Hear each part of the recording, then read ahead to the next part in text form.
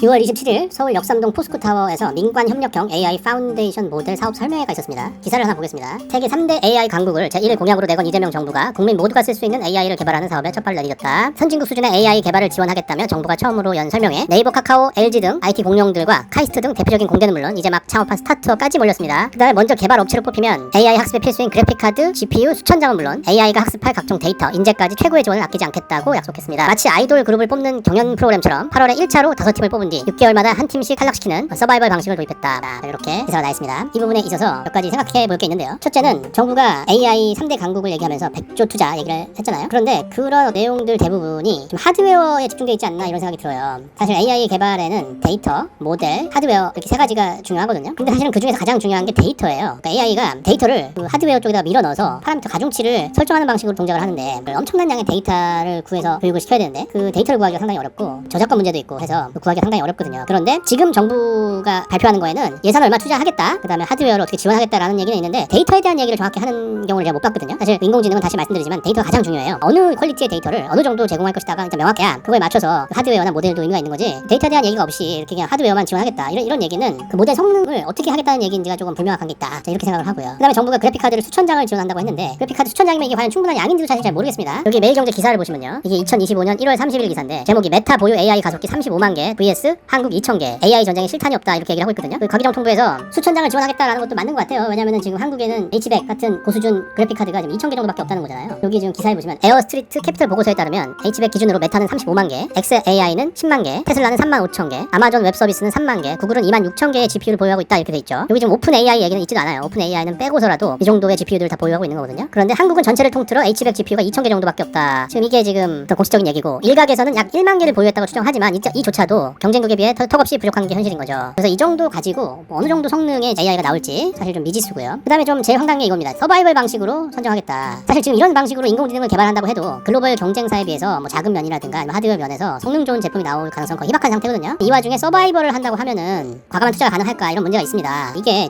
어떻게 보면 지금 기술 트렌드 중에 최고의 핫 아이템인데 뜨거운 기술인데 이런 기술을 국민투표나 서바이벌 방식으로 하겠다라는 게 과연 이게 지금 맞는 건지는 잘 모르겠습니다. 사실 이제 인공지능 성능 테스트는 여러 가지 성능 비교하는 뭐 연구소나 대학교나 이런 연구소도 있는데 써보고 성능을 국민들이 파악해봐라 이런 얘기인지, 아니면 국민 중에는 뭐 과학자들도 있으니까 그 과학자들이 뭐 분석을 해서 좋은 정보를 국민들에게 제공을 하고 뭐 그런 방식으로 선별을 하겠다는 건지는 잘 모르겠지만 어쨌든 좀 뜬금없다는 생각이 듭니다. 기술 같은 게 서바이벌 방식으로 해가지고 할 수 있는 거라면 좋겠지만 최고의 과학 기술이라는 게 이렇게 서바이벌 방식으로 혹은 국민 투표로 해서 될지 좀 지켜봐야 될 것 같습니다.